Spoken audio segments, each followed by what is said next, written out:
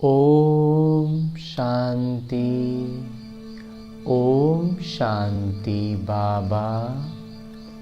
आज 2 मई 2025 है और आज हम अध्ययन करने जा रहे हैं परमपिता परमात्मा के अनमोल मधुर महावाक्यों को, मुरली को। तो इस अमूल्य मुरली का उद्देश्य क्या है? हमारे आत्मा के संस्कारों में परिवर्तन।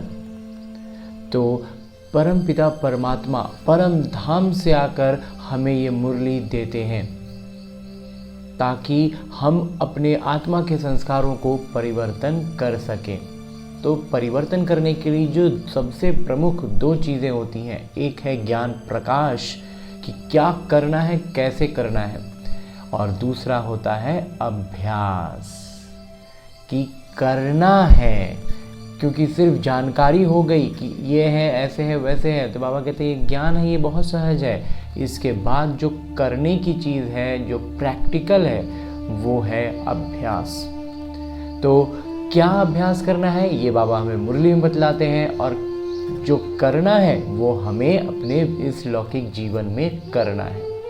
लेकिन इस लौकिक जीवन में, इस स्थूल शरीर में आकर वो अभ्यास करेंगे, लेकिन ज्ञान तो अशरीरी होकर आत्म अभिमानी स्थिति में आकर करेंगे।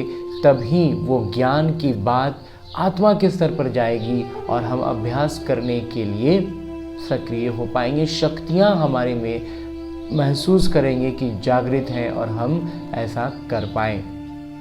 तो इसके लिए इस ब्रह्मा कुमार को जो सबसे सहज और सरल विधि महसूस होती है वो है कि मैं आत्मा अपने इस स्थूल शरीर से अलग होकर अपने सूक्ष्म शरीर के साथ चलता हूँ मधुबन की धरा पर, और उसमें भी खास पांडव भवन के उस हिस्ट्री हॉल में जहाँ मेरे बाबा साकार में मुरलियाँ चलाया करते थे।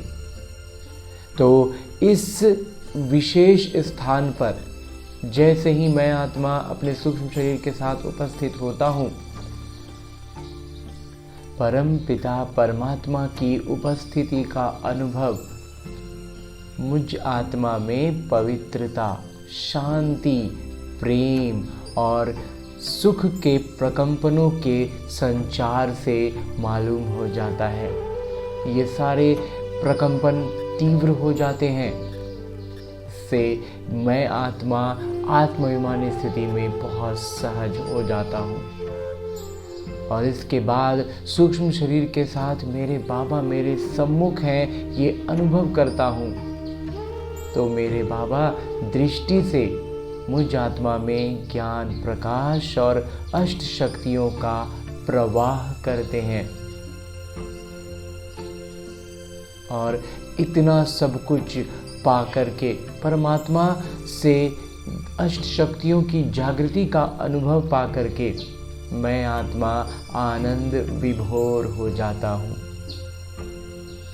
तो ऐसी आनंदमयी स्थिति में स्थित रहकर परमपिता परमात्मा के सानिध्य में पूरी तरह से आत्माभिमानी स्थिति में स्थित रहते हुए अध्ययन करते हैं ये अमूल्य मुरली, जहाँ बाबा कहते हैं मीठे बच्चे एकांत में बैठ अपने साथ बातें करो। हम अविनाशी आत्मा हैं, बाबा से सुनते हैं, ये अभ्यास करो। आगे प्रश्न रूप में बाबा कहते हैं जो बच्चे याद में अलबेले हैं उनके मुख से कौन से बोल निकलते हैं? उत्तर में बतलाते हैं बाबा, वो कहते हैं हम शिव बाबा के बच्चे हैं ही, याद में ही हैं। लेकिन बाबा कहते वो सब गपोड़े, हम तो बाबा के बच्चे हैं ही, याद में ही हैं। ये सब जो कह रहे हैं ना, बाबा कहते हैं सब गपोड़ा है, अलबेलापन है। इसमें तो पुरुषार्थ करना है। सवेरे उठ अपने को आत्मा समझ बैठ जाना है, रू रिहान करनी है। आत्मा ही बातचीत करती है। अभी तुम आत्म अभिमानी बनते हो, देही अभिमानी यानी आत्म अभिमानी बच्चे ही याद का चार्ट रखेंगे, सिर्फ ज्ञान की लबार नहीं लगाएंगे। हमको बहुत ज्ञान है, हम ज्ञान में ये समझते हैं वो समझते हैं। बाबा कहते हैं ऐसा नहीं कहेंगे।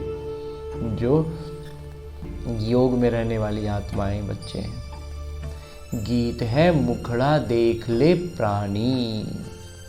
ओम शांति। रूहानी बच्चों को समझाया गया है कि प्राण आत्मा को कहा जाता है। अब आत्माओं को समझाते हैं। ये गीत तो भक्ति मार्ग के हैं, ये तो सिर्फ इनका सार समझाया जाता है। तो यहाँ कोई भी गीत जब हम लेते हैं तो उसमें मूल सार समझ लेते हैं। हमारा ज्ञान उसमें जितना समझ में आ गया उसी से उसको ही मेन मुख्य तौर पर देखना है।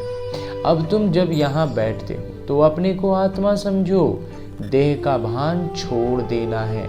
हम आत्मा बहुत छोटी बिंदी हैं, मैं ही इस शरीर द्वारा किरदार निभाती हूँ। ये आत्मा का ज्ञान कोई को है नहीं। इस आत्मा का ज्ञान ना वास्तव में किसी को है ही नहीं। ये पिता समझाते हैं, अपने को आत्मा समझ, मैं छोटी आत्मा हूँ। बाबा कहते हैं अपने को आत्मा समझना है। और कैसी आत्मा? बहुत सूक्ष्म छोटी सी आत्मा।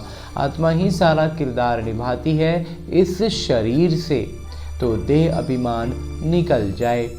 ये है मेहनत। हम आत्मा इस सारे नाटक के कलाकार हैं, ऊंचते ऊंच कलाकार हैं परम पिता परमात्मा। हम आत्मा इस सारे नाटक के कलाकार हैं, ऊंचते ऊंच कलाकार हैं परम पिता परमात्मा। बुद्धि में रहता है वो भी इतनी छोटी बिंदी है, उनकी महिमा कितनी भारी है। इतनी छोटी बिंदी लेकिन महिमा कितनी भारी है। ज्ञान के सागर, सुख के सागर, परंतु है छोटी बिंदी। आत्मा को सिवाय दिव्य दृष्टि के देख नहीं सकते। ये नई नई बातें अभी तुम सुन रहे हो। दुनिया क्या जाने, तुम्हारे में भी थोड़े हैं जो यथार्थ रीति समझते हैं और बुद्धि में रहता है कि हम आत्मा छोटी बिंदी हैं। हमारे पिता इस नाटक में मुख्य कलाकार हैं, ऊंचते ऊंच कलाकार पिता हैं, बाबा हैं। फिर फलाने आते हैं, उनके पीछे फिर और भी बाकी कल समय में आते रहेंगे। तो तुम जानते हो बाबा ज्ञान के सागर हैं, परंतु शरीर बगैर तो ज्ञान सुना ना सके। है तो वो ज्ञान के सागर, लेकिन हमें वो भाषा, वो बात समझ में नहीं आएगी ना। तो हमको समझाने के लिए, हमारी भाषा में समझाने के लिए मनुष्य तन का आधार लेते हैं। इसलिए वो कहते हैं शरीर बगैर तो सुना ना सके। शरीर द्वारा ही बोल सकते हैं और फिर बोलेंगे भी शरीर से ही। अशरीरी होने से अंग अलग हो जाते हैं। भक्ति मार्ग में तो देहधारियों का ही सिमरन करते हैं, परमपिता परमात्मा के नाम रूप देश काल को ही नहीं जानते। बस कह देते परमात्मा नाम रूप से न्यारा है। बाबा समझाते हैं नाटक अनुसार तुम जो नंबर 1 सतोप्रधान थे, तुमको ही फिर सतोप्रधान बनना है। बाबा कहते हैं हम सतोप्रधान थे, सतयुग में थे, तो हमको इसीलिए बाबा हमको बनाने आए हैं। तमो प्रधान से सतोप्रधान बनने के लिए तुम्हें फिर ये अवस्था मजबूत रखनी है कि हम आत्मा हैं। इस बात को अपने आप में एकदम अचल अडोल रहना है। आत्मा इस शरीर द्वारा किरदार निभाती है, उसमें ज्ञान है, आत्मा में ही सारा ज्ञान भी है।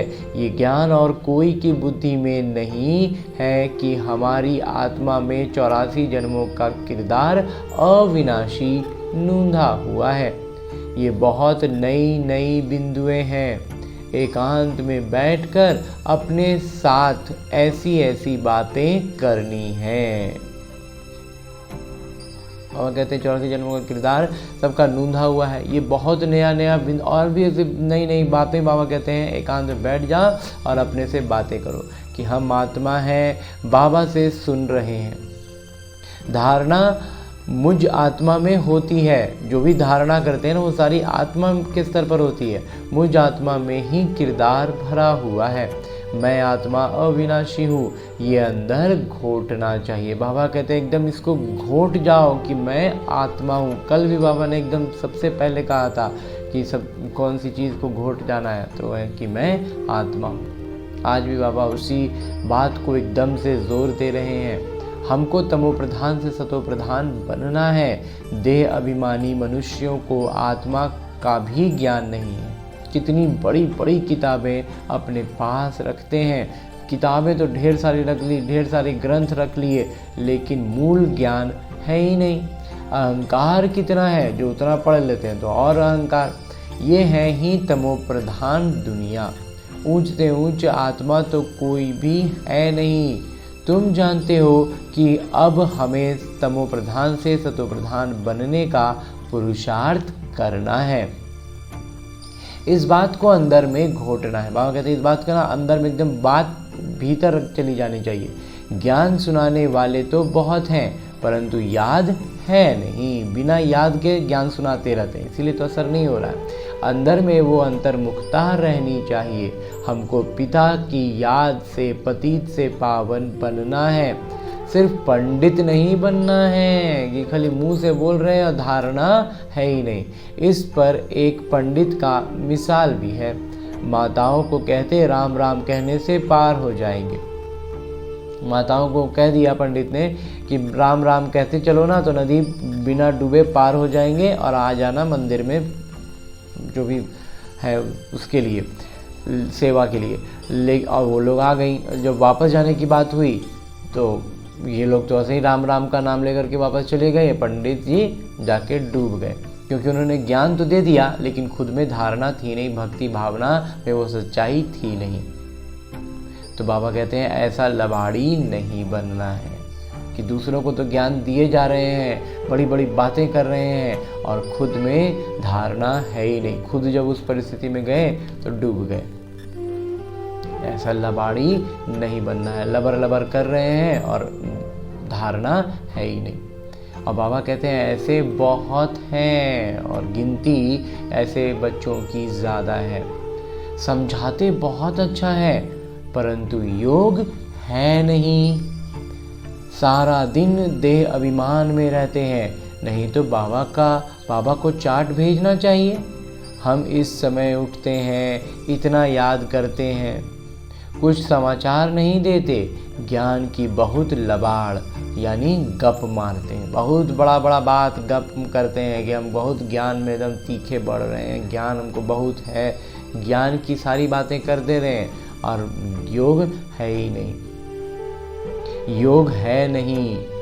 भल बड़ों बड़ों को ज्ञान देते हैं परंतु योग में कच्चे हैं। सवेरे उठ बाबा को याद करना है। बाबा आप कितने परम प्रिय हो। कैसे ये विचित्र ड्रामा बना हुआ है। कोई भी ये राज नहीं जानते, ना आत्मा को न परमात्मा को जानते हैं। इस समय मनुष्य जानवर से भी बदतर है। हम भी ऐसे थे। माया के राज्य में कितनी दुर्दशा हो जाती है। ये ज्ञान तुम कोई को भी दे सकते हो। बोलो तुम आत्मा अभी तमो प्रधान हो, तुम्हें सतो प्रधान बनना है। पहले तो अपने को आत्मा समझो, तब तो वो तमो प्रधान सतो प्रधान की बात हो। पहले आत्मा समझो। तो गरीबों के लिए तो और ही सहज है। साहूकारों के तो लफड़े बहुत रहते हैं। जो साहूकार है ना उसका इतना तरफ धन फंसा हुआ है, फैला हुआ है कि उसमें बुद्धि फंसी हुई रहती है। गरीबों को कोई टेंशन ही नहीं है। अभी खाना मिला अभी खाएं, बस खत्म। आगे पीछे की चिंता ही नहीं करनी है। फंसा हुआ बुद्धि कहीं फंसा हुआ नहीं रहता।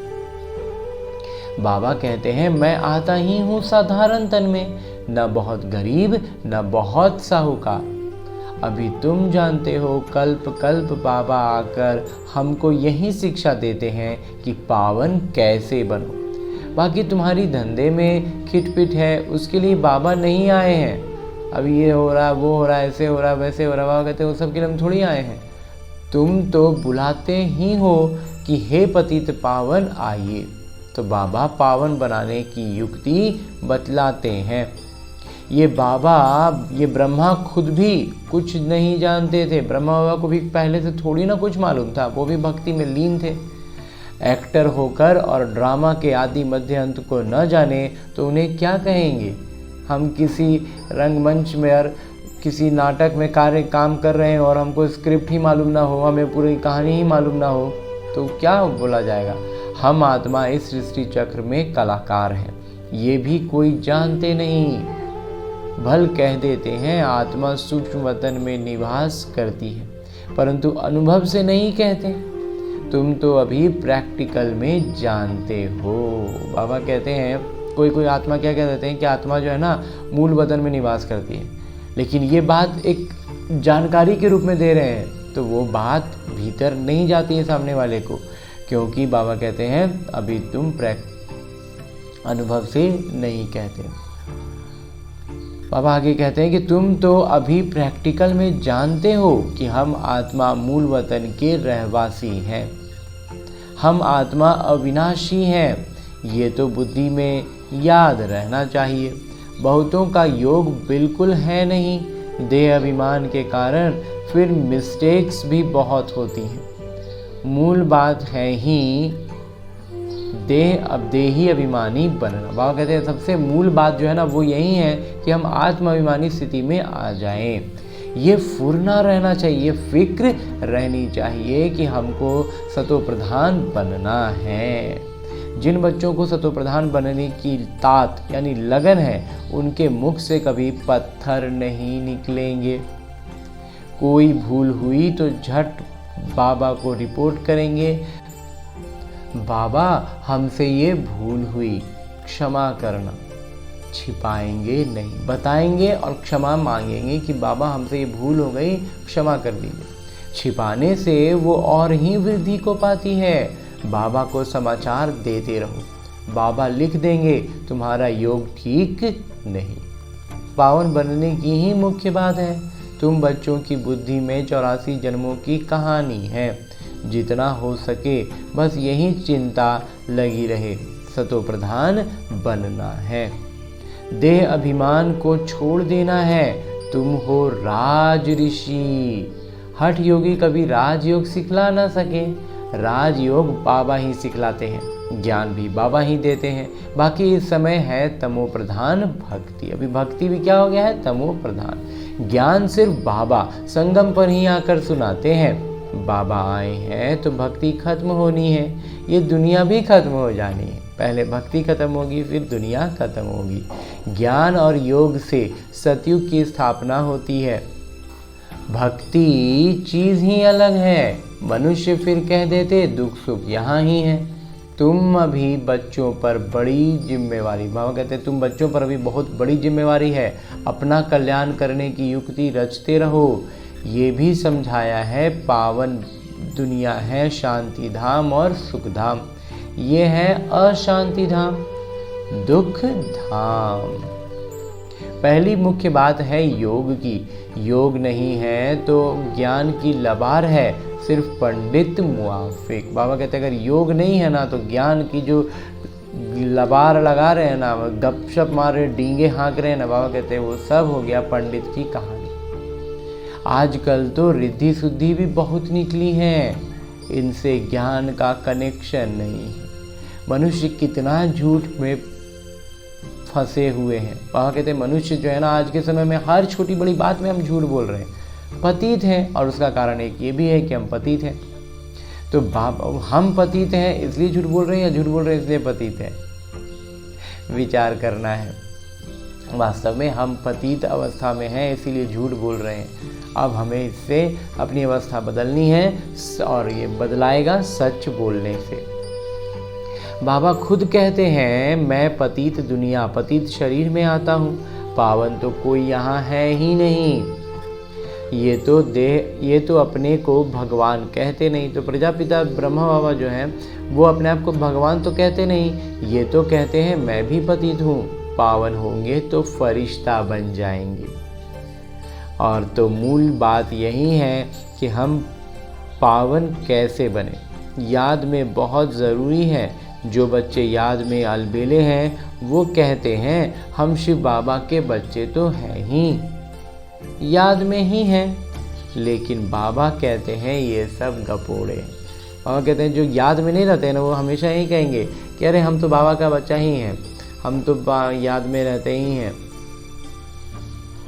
लेकिन बाबा कहते हैं ये सब गपोड़े हैं, अलबेलापन है, इसमें तो पुरुषार्थ करना है।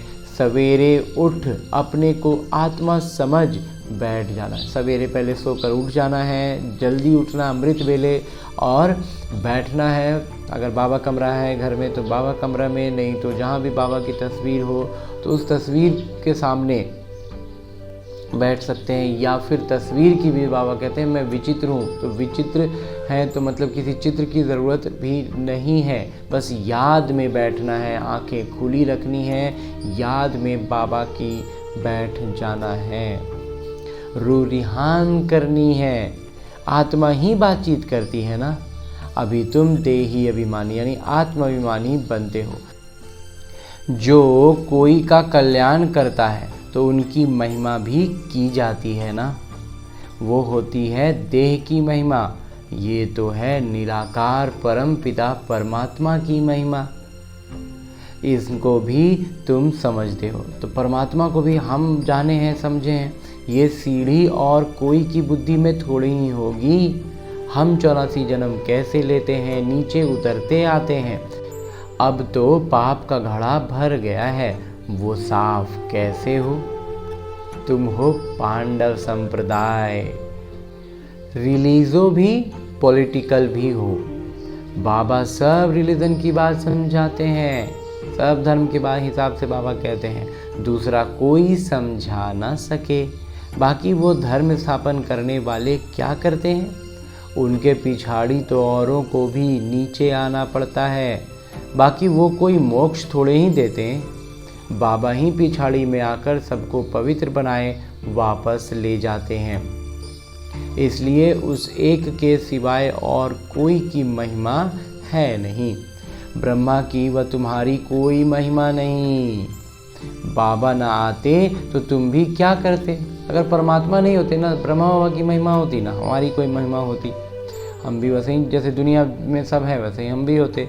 अब बाबा तुमको चढ़ती कला में ले जाते हैं, गाते भी हैं तेरे भाने सर्व का भला, परंतु अर्थ थोड़े ही समझते हैं, महिमा तो बहुत करते हैं। अब बाबा ने समझाया है, अकाल तो आत्मा है, उनका ये तख्त है।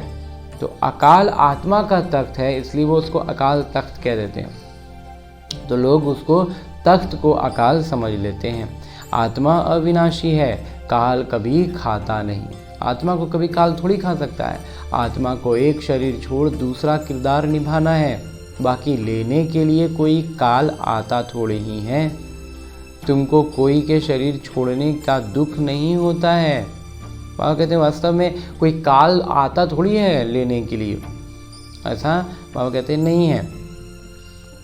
हमको कोई के शरीर छोड़ने का दुख नहीं होता है। शरीर छोड़कर दूसरा किरदार निभाने गए हैं, रोने की क्या दरकार है। बस ये शरीर छोड़ के दूसरे शरीर में गए हैं। जैसे एक शहर से आदमी दूसरे शहर जाता है, बिल्कुल वैसे ही। बस उसमें हमें आज के समय में विज्ञान के साधनों से हम कम्युनिकेट कर लेते हैं कि अच्छा आप वहाँ पहुँच गए, आप वहाँ घर चले गए, आप वहाँ पर सुरक्षित स्थान पर आ गए, तो ये बात हम जान लेते हैं। बस इसमें जान नहीं पाते हैं कि हम कहाँ गए, किस स्थान पर गए और क्या। बाकी गए तो हैं, ये तो बाबा एकदम स्पष्ट कर बताते हैं। तो इसमें रोने की तो कोई दरकार है ही नहीं। तो हम आत्मा भाई भाई हैं, ये भी तुम अभी जानते हो।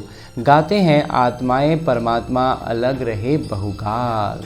बाबा कहाँ आकर मिलते हैं ये भी नहीं जानते, कब आते हैं कहाँ आते हैं। अभी तुमको हर बात की समझ मिलती है। कब से सुनते ही आते हो, शुरू से तो हम लोग सुनते ही आ रहे हैं, भक्ति की बातें सुनते थे, अभी ज्ञान की बात सुने। कोई किताब आदि थोड़े ही उठाते हैं, बाबा यहाँ किताब से थोड़ी सुना रहे हैं, सिर्फ रेफर करते हैं समझाने के लिए। कोई बात शास्त्रों में या फिर और कोई बात कोई कहावत में, तो उन सब बातों को बाबा बतलाते हैं ताकि हमारी बुद्धि में वो बात पहले से जो है वो जुड़ जाए और हम स्पष्ट हमारा ज्ञान हो जाए। बाबा सच्चे तो सच्ची रचना रचते हैं, सच बताते हैं, सच से जीत झूठ से हार। सच्चे पिता सचखंड की स्थापना करते हैं। रावण से तुमने बहुत हार खाई है, ये सब खेल बना हुआ है। अभी तुम जानते हो हमारा राज्य स्थापन हो रहा है, फिर ये सब होंगे नहीं। ये तो सब पीछे आए हैं। ये सृष्टि चक्र बुद्धि में रखना कितना सहज है। बाबा कहते हैं सब पीछे से आया है, और ये सारा बात कैसे कैसे हम जन्म लेंगे, सारी बात तो हमारी बुद्धि में बाबा ने दे दी है। ये सृष्टि चक्र बुद्धि में रखना कितना सहज है। जो पुरुषार्थी बच्चे हैं वो इसमें खुश नहीं होंगे कि हम ज्ञान तो बहुत अच्छा सुनाते हैं, साथ में योग और शिष्टाचार भी धारण करेंगे, मर्यादा में रहेंगे। तुम्हें बहुत बहुत मीठा बनना है, कोई को दुख नहीं देना है। कोई कैसा भी व्यवहार करता रहे, हमारे दिल से भावना ही नहीं निकले क्रोध का, दुख का। जब हमारे दिल से भावना नहीं निकलेगी, ना क्रोध का ना दुख का, मतलब हम पूरी तरह से आत्माभिमानी स्थिति में होंगे, तो किसी को दुख लग ही नहीं सकता। प्यार से समझाना चाहिए। आत्मिक स्थिति हमारी बेहतरीन होगी ना, तो हम साधारण बोलते रहेंगे, लेकिन सामने वाले को असर ज़बरदस्त होगा। पवित्रता पर भी कितना हंगामा होता है, वो भी ड्रामा अनुसार होता है। ये बना बनाया ड्रामा है ना, ऐसे नहीं ड्रामा में होगा तो मिलेगा, नहीं, मेहनत करनी है। देवताओं मिसल दैवी गुण धारण करने हैं, लून पानी नहीं बनना है। देखना चाहिए हम उल्टी चलन चलकर बाबा की इज्जत तो नहीं गंवाते हैं। हम कुछ भी अशिष्टाचार से विरुद्ध कोई काम करते हैं, मर्यादा के बाहर जाके करते हैं, तो उससे बाबा का नाम खराब होता है। तो इस बात का हमें बहुत, सबसे ज़्यादा कोई चीज़ के लिए सतर्क रहना है तो वो यही कि बाबा का हम इज्जत ना गंवाएं, सतगुरु का निंदक ठहर ना पाए। ये तो सत्य पिता हैं, सत्य शिक्षक हैं। आत्मा को अब स्मृति रहती है, बाबा ज्ञान के सागर, सुख के सागर हैं। जरूर ज्ञान देकर गया हूँ तब तो गायन होता है। इनकी आत्मा में कोई ज्ञान था क्या? आत्मा क्या, ड्रामा क्या है, कोई भी नहीं जानते। ये ब्रह्मा बाबा भी बिल्कुल नहीं जानते थे। जानना तो मनुष्यों को ही है ना। रुद्र यज्ञ रचते हैं तो आत्माओं की पूजा करते हैं, उनकी पूजा अच्छी, व दैवी शरीरों की पूजा अच्छी। बाबा कहते हैं आत्माओं की जो पूजा करते हैं वो अच्छा है, या फिर देवी शरीरों का पूजा करते हैं वो अच्छा है। ये शरीर तो 5 तत्वों का है, इसलिए एक शिव बाबा की पूजा ही अव्यभिचारी पूजा है। अभी उस एक से ही सुनना है, इसलिए कहा जाता है हियर नो एविल, बुरा मत सुनो, भीतर जाने ही मत दो कोई भी बुरी बात। ग्लानि की कोई बात न सुनो, मुझ एक से ही सुनो। ये है अव्यभिचारी ज्ञान। मुख्य बात है जब देह अभिमान टूटेगा तब ही तुम शीतल बनेंगे, बाबा की याद में रहेंगे तो मुख से भी उल्टा सुल्टा बोल नहीं बोलेंगे। कुदृष्टि नहीं जाएगी, देखते हुए जैसे देखेंगे नहीं। बाबा कहते हैं ये सारे लक्षण, जिसको कहना, ये सारा लक्षण हमारे में दिखने लगेगा। देह अभिमान रहेगा तो हम शीतल बन जाएंगे, बाबा की याद में रहेंगे तो मुख से उल्टा सुल्टा बोल नहीं निकलेगा, दृष्टि किसी को कुदृष्टि नहीं जाएगी, देखते हुए भी नज़र में ही नहीं आएगा, ध्यान में ही नहीं जाएगी बात। हमारा ज्ञान का तीसरा नेत्र खुला हुआ है। बाबा ने आकर त्रिनेत्री, त्रिकालदर्शी बनाया है। अब तुमको तीनों कालों, तीनों लोकों का ज्ञान है। बाबा ने हमें ज्ञान ही इतना दे दिया है कि सब ज्ञान अब हमारे पास भरपूर हो गया है। अब इस ज्ञान का इस्तेमाल करके अपने संस्कारों को वास्तविक अर्थों में परिवर्तन करना है, और उसके लिए अभ्यास करना है। इसलिए बाबा कहते हैं कि हमने तुमको त्रिनेत्री, त्रिकालदर्शी बना दिया, तीनों कालों को, तीनों लोकों को जानने वाला बना दिया। अब वहाँ रहने वाला बनना है ना। अच्छा, मीठे मीठे सिकिलते बच्चों प्रति माता पिता बाबा का याद प्यार और आशीर्वाद। रूहानी बाबा की रूहानी बच्चों को नमस्ते। हम रूहानी बच्चों की ओर से रूहानी माता पिता को याद प्यार और प्रणाम।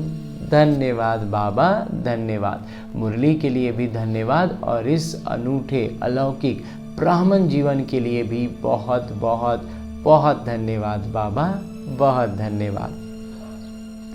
आगे आज की मुरली से लिए गए वो प्रमुख बिंदु हैं जिन्हें हमें अपने ब्राह्मण जीवन में धारण करने हैं। और ब्राह्मण सो देवता, ब्राह्मण सो फरिश्ता और फरिश्ता सो देवता बनना है। तो उसके लिए जो सबसे पहली बिंदु है वो है ज्ञान सुनाने के साथ साथ योग में भी रहना है, अच्छे शिष्टाचार धारण करने हैं, बहुत मीठा बनना है, मुख से कभी पत्थर नहीं निकालने हैं। दूसरा है अंतर्मुखी बन एकांत में बैठ अपने आप से रूरिहान करनी है, पावन बनने की युक्तियां निकालनी हैं, सवेरे सवेरे उठकर बाबा को बड़े प्यार से याद करना है। बाबा कहते हैं कि अंतर्मुखी बन के एकांत में बैठ के अपने आप से रूरिहान करना है और फिर पावन बनने के लिए युक्तियां निकालनी हैं। और उस सबके लिए बाबा कहते हैं सबसे सही समय क्या होगा, सवेरे सवेरे उठकर बाबा को जब हम बड़े प्यार से याद करेंगे तो ये सारी चीज़ें हमारे में परिवर्तन हो जाएंगी।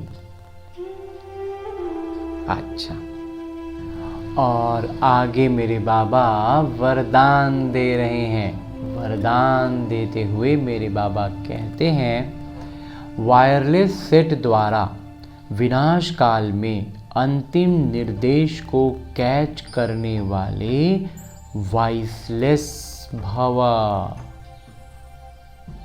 बाबा कहते हैं, इतना ज़बरदस्त वरदान दे रहे हैं बाबा कि वायरलेस सेट जैसे होता है वैसा हमको बनना है। क्यों बनना है? क्योंकि विनाश काल में जब बाबा अंतिम निर्देश देंगे तो उसको कैच करने के लिए हमें पूर्ण रूप से निर्विकारी अवस्था में रहना होगा। तभी हम बाबा का अंतिम निर्देश कैच कर पाएंगे, प्राप्त कर पाएंगे। जो हमारा स्थिति नहीं होगा प्राप्त करने वाला तो हम नहीं प्राप्त कर पाएंगे और हम अनुत्तीर्ण हो जाएंगे। एक क्षण का जो बाबा कहते हैं पेपर होगा ना, उसमें एक क्षण में या तो हाँ या तो ना हो जाएगा। आगे विस्तार से बाबा कहते हैं कि विनाश के समय अंतिम निर्देश को कैच करने के लिए वॉइसलेस बुद्धि चाहिए, एकदम पूर्ण रूप से निर्विकारी बुद्धि। जैसे वे लोग वायरलेस सेट द्वारा एक दूसरे तक आवाज़ पहुंचाते हैं। लौकिक दुनिया में क्या होता है, वायरलेस होता है तो अब तार की ज़रूरत नहीं होती लेकिन आवाज़ पहुंच जाती है। यहाँ है वॉइसलेस की वायरलेस। यहाँ निर्विकारी जितने होंगे उतने ज़्यादा बाबा से हमारा कनेक्शन तेज होगा। तार तो यहाँ होंगे लेकिन तार भी अलौकिक होंगे, अभौतिक होंगे। इस वायरलेस द्वारा आपको आवाज़ आएगा।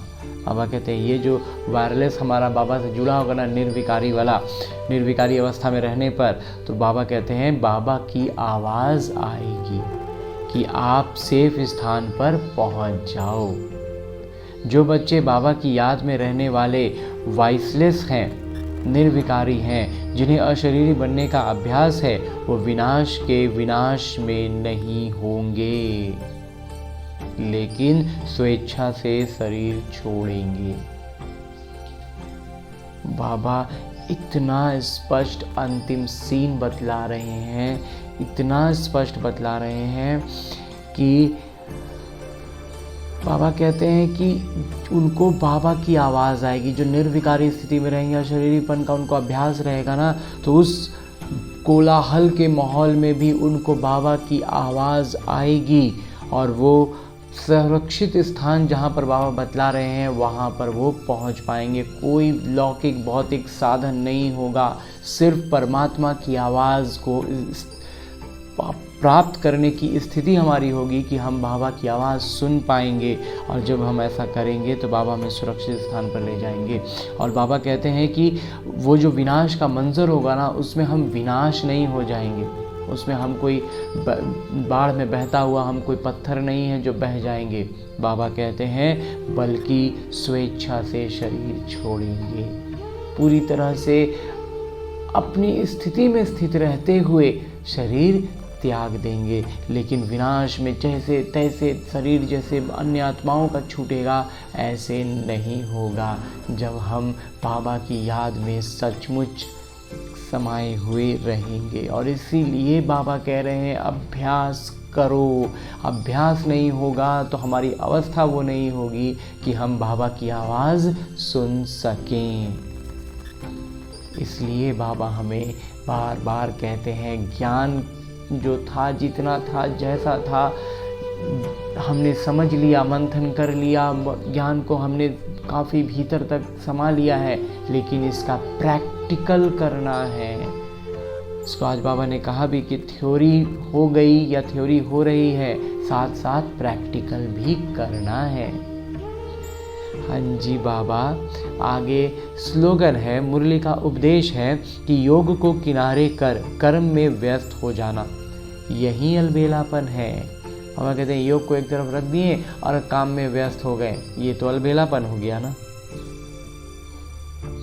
हाँ जी बाबा, और अब परमपिता परमात्मा से हमने इतना श्रेष्ठ अमूल्य ज्ञान मुरली अध्ययन किया, वरदान प्राप्त किया, ऐसा वरदान जो अभी तक का लगता है कि सबसे अनोखा वरदान बाबा ने दिया है। इतना स्पष्ट करके वरदान में बात बतलाई है कि अभी ही रोंगटे खड़े हो रहे हैं।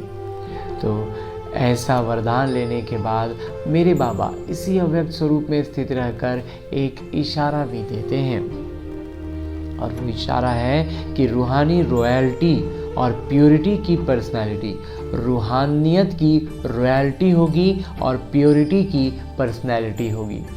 पवित्रता हमारे चलन से झलकेगा और रूहानियत हमारी चेहरे से। इस बात को स्पष्ट करने के लिए अभी पूरे महीने बाबा हर दिन अलग अलग इशारे देते जाएंगे कि इस बात को हम और अधिक स्पष्ट तौर पर भीतर धारण करते चले जाएं।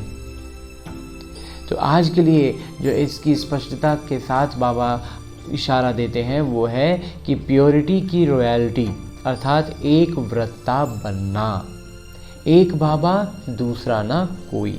इस ब्राह्मण जीवन में संपूर्ण पावन बनने के लिए एक व्रता का पाठ पक्का कर लो। वृत्ति में शुभ भावना, शुभ कामना हो। दृष्टि द्वारा हर एक को आत्मिक रूप में व फरिश्ता रूप में देखो। कर्म द्वारा हर आत्मा को सुख दो और सुख लो। कोई दुख दे, गाली दे, इंसल्ट करे तो आप सहनशील देवी, सहनशील देव बन जाओ। हाँ जी बाबा, दूसरों का चिंतन तो एकदम करना ही नहीं है। अच्छा, अब परमपिता परमात्मा से हमने इतना श्रेष्ठ अव्यक्त इशारा भी पा लिया। बाबा ने इतने सूक्ष्म स्तर पर हमें बातें समझा देते हैं ना कि जो जीवन का ये जो आखिरी पेपर है, इसमें किस बात में कितने अंक मिलेंगे, किस में अंक कट जाएंगे, सारी स्पष्टता बाबा हमें देते जा रहे हैं। तो इन सब के लिए बाबा साथ में ये भी कह रहे हैं कि ये एग्ज़ाम प्रैक्टिकल में होगा। थ्योरीज में हम सिर्फ रखे रहें ना तो ये काम नहीं आ पाएगी।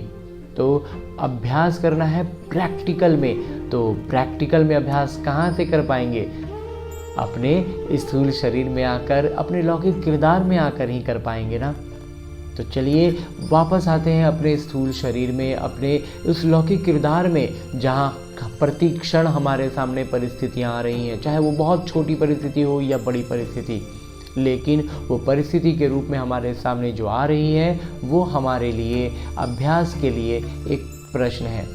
तो प्रश्न कभी कोई 1 नंबर वाला भी होता है, कोई 10 नंबर वाला भी होता है। तो जैसा भी प्रश्न आता जाए हमें उनका अभ्यास करते जाना है। और कई बार जब हम इस तरह का अभ्यास कर लेंगे ना, तो फिर अंतिम में जैसा वाला भी आए, 1 नंबर वाला आए या 10 नंबर वाला आए, या 10 नंबर वाले को हम 1 नंबर की तरह सटाक से उत्तर दे पाए, तो ये अभ्यास करना है ना।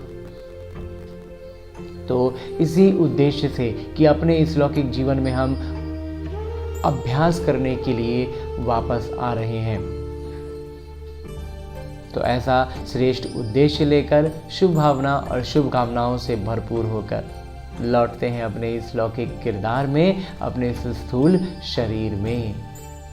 अच्छा, ओम शांति।